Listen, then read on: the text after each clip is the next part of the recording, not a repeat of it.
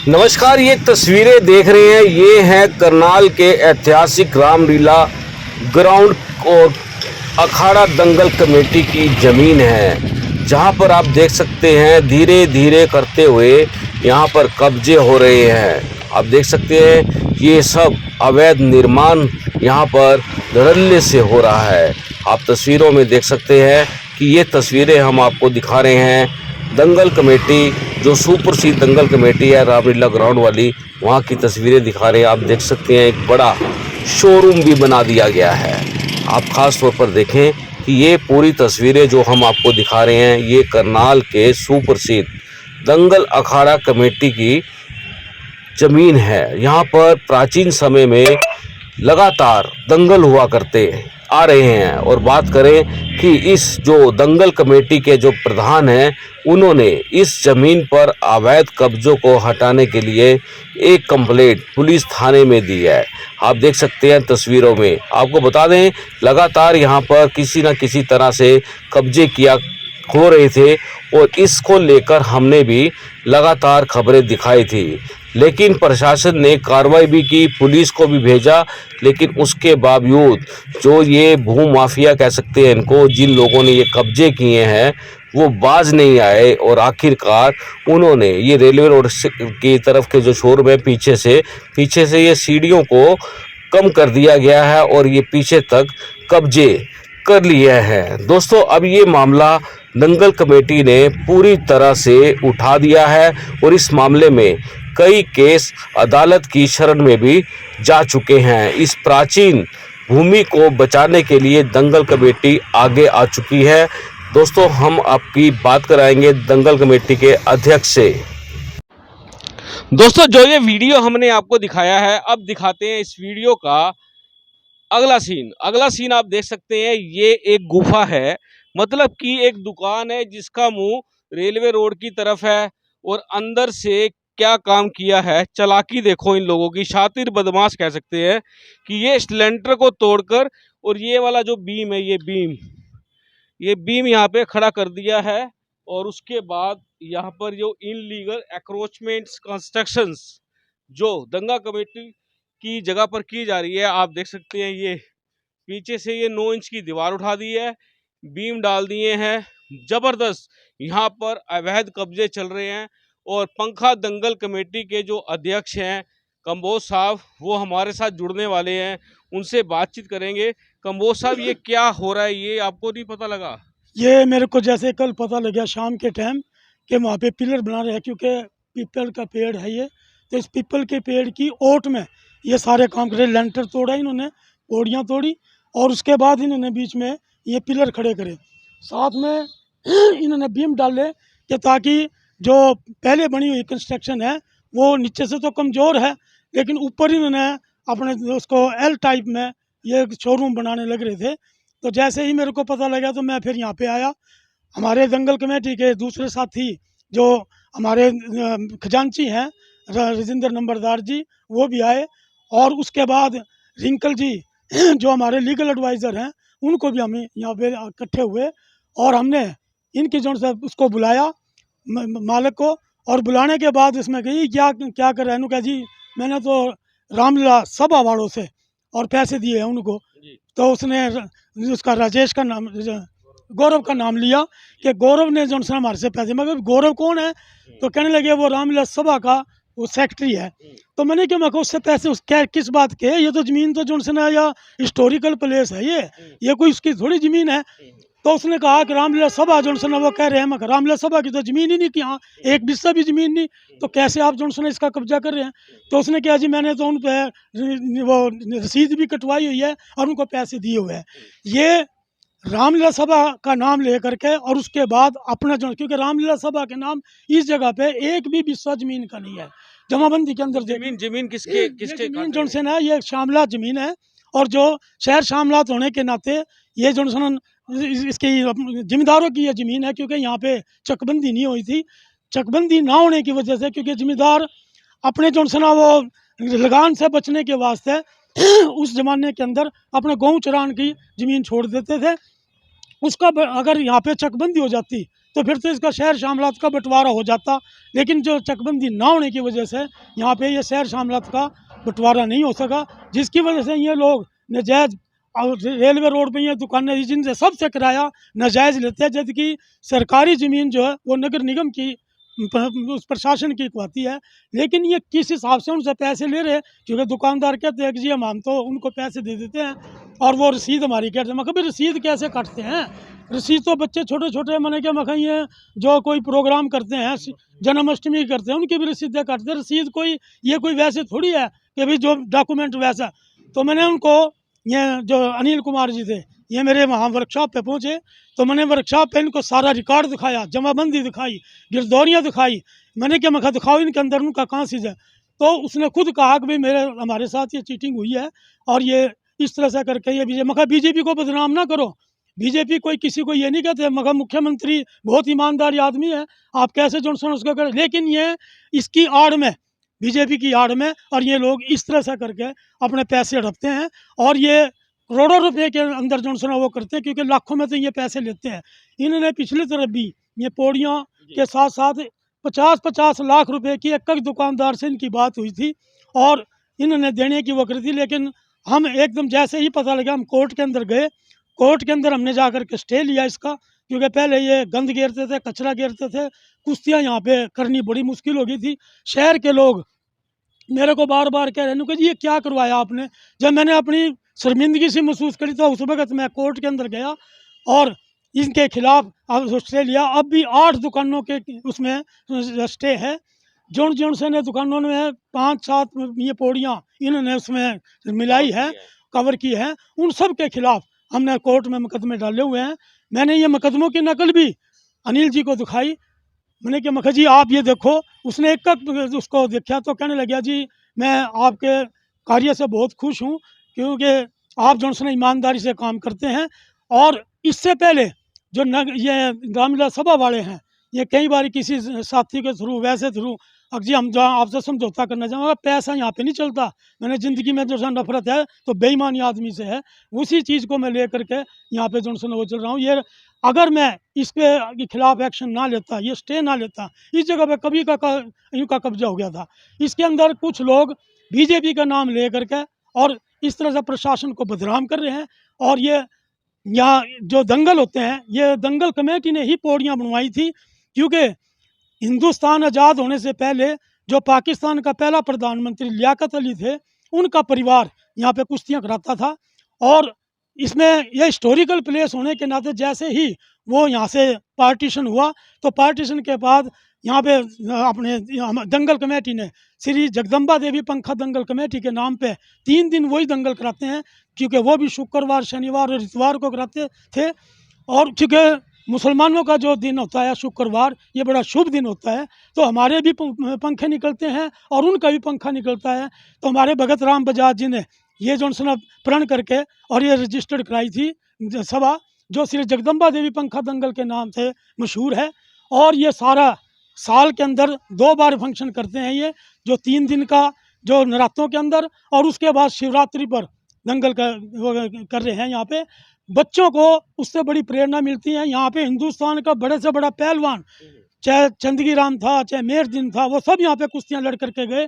अब भी जो से बच्चे ये गोल्ड मेडलिस्ट हैं, वो सारे के सारे इस दंगल के अंदर कुश्तियाँ लड़ना अपना सौभाग्य समझते हैं और ये कहते हैं कि भाई इस देवी के इस पे कुश्तियाँ लड़ करके हम इतनी ऊंचाई तक पहुँचे, तो वो आ करके इस धरती को, इस पवित्र धरती को निचकारते हैं।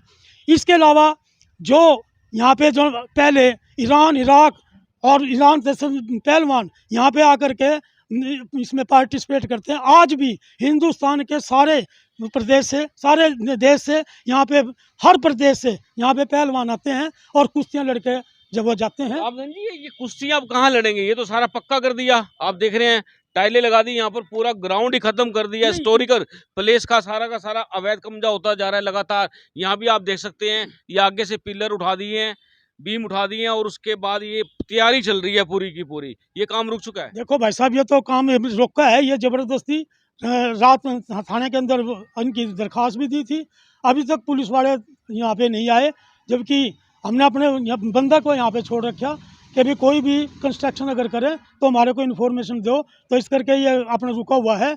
और इसके अलावा पुलिस वालों के जो है, क्योंकि 112 नंबर पे रात फ़ोन किया था, वो आए, उन्होंने आकर के इनको काम रुकवाया और वो कहने लगे भी आप इनका SHO साहब के पास दरख्वास्त भी दे दो।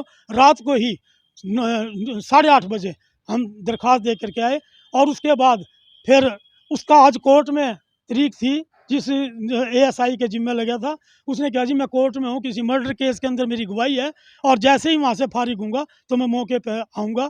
हम उनको भी ये दिखाएंगे, लेकिन मीडिया वालों को हम ये दिखाना चाहते हैं कि भाई ये देखो किस तरह से इस हिस्टोरिकल प्लेस को और ये लोग हड़पने लग रहे हैं। जैसे कि आपने कहा कि ये जो पक्की करी है, लेकिन आजकल इंटरनेशनल जो कुश्तियाँ हैं वो पक्के उसमें नहीं होती, क्योंकि वो गद्दों पे कच्चे मैदान में या गद्दों पे, वो गद्दों पे होती है या कच्चे मैदान में होती है। लेकिन क्योंकि इंटरनेशनल कंपटीशन की वजह से हमने इस जगह गद्दे के जो है इंतजाम किया है और खट्टर साहब ने हमारे को जो है गद्दे 70 गद्दे दिए हुए हैं, उन गद्दों पे जो है हम कुश्तियाँ कराते हैं।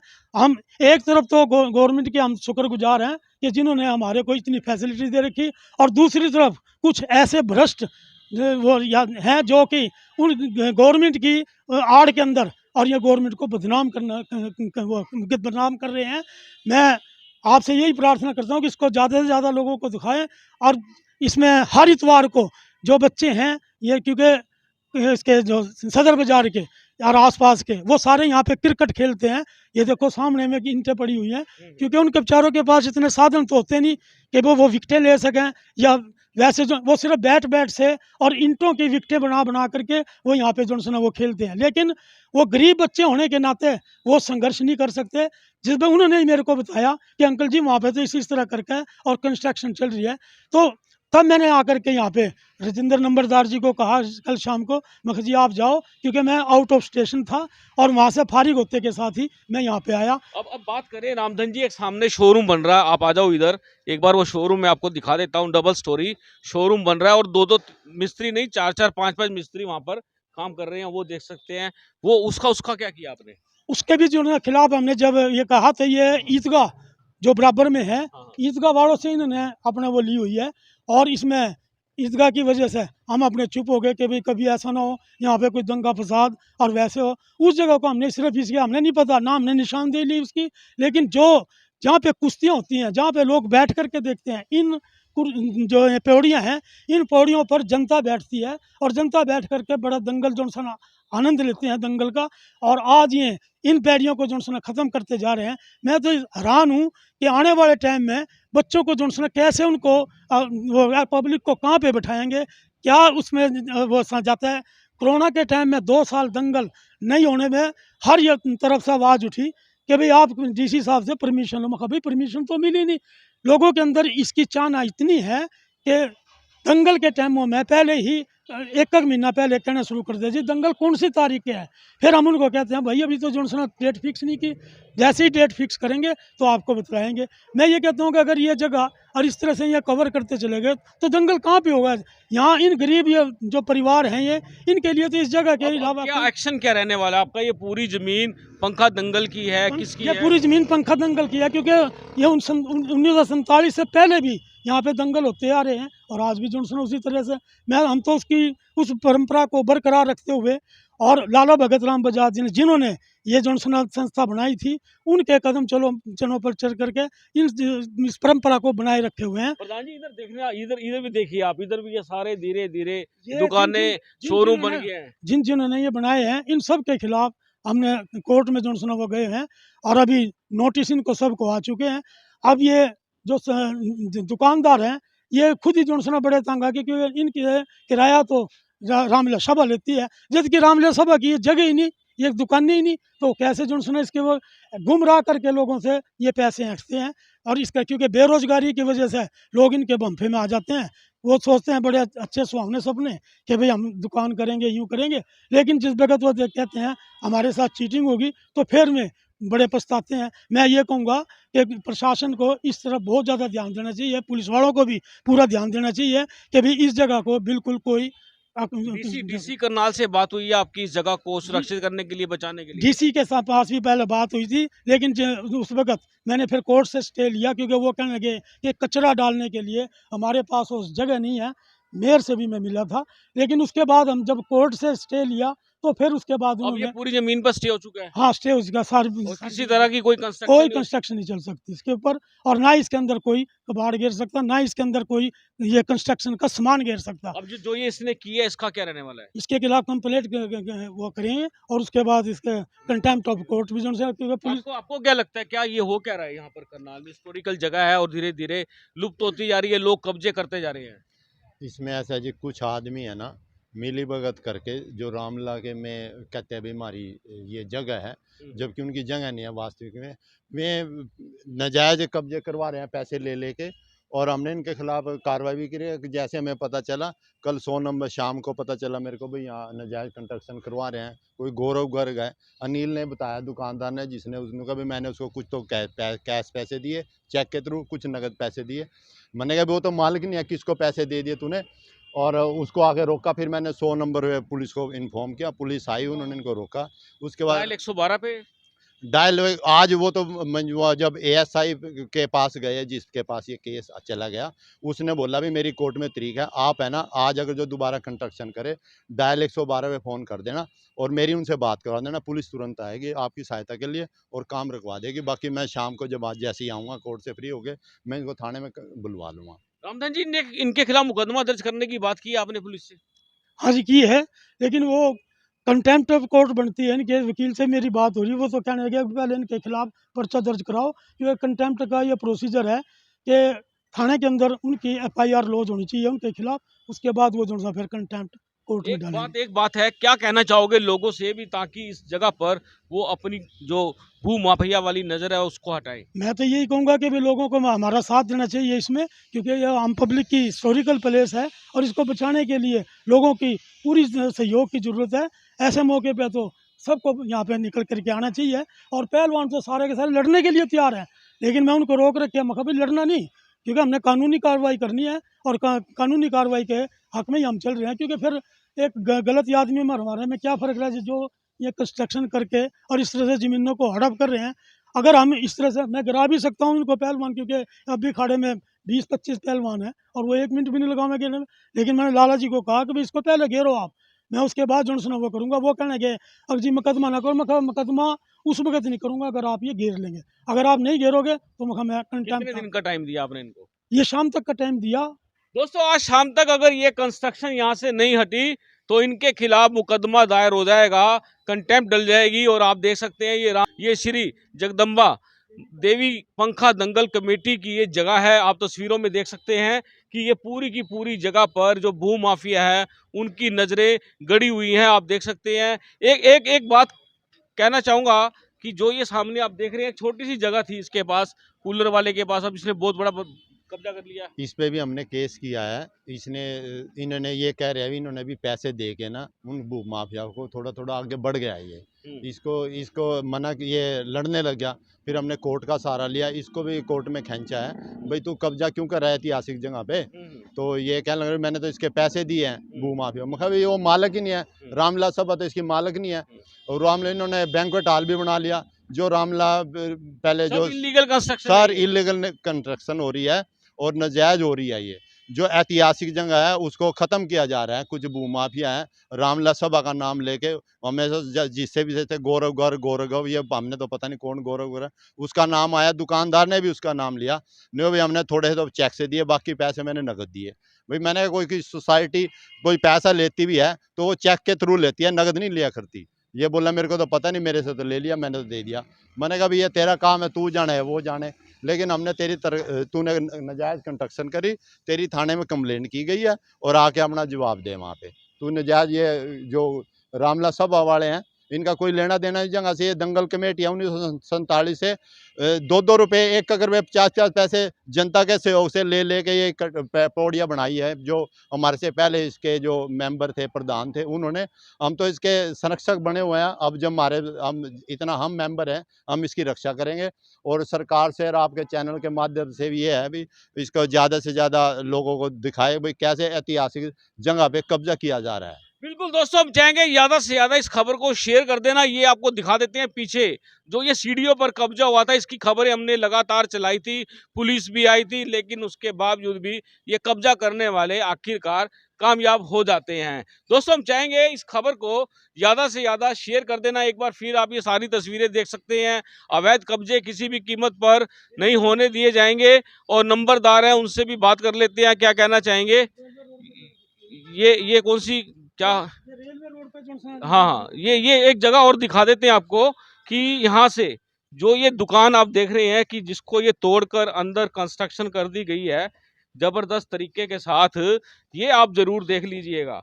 ये आप देख लें कि किस तरह से ये यहाँ पर कर्म कांड चल रहे हैं। मतलब कि दुकानें छोटी छोटी है और साठ गांठ करके इसको बड़ी करने का प्रयास किया जा रहा है। आप ये तस्वीरें देख सकते हैं। बिल्कुल ये स्वास्तिक स्टेशनरी के सामने की दुकान है जिसके अंदर से यहाँ पर ये कब्जा किया जा रहा है, तोड़ दिया गया और ये दीवार उठा दी गई।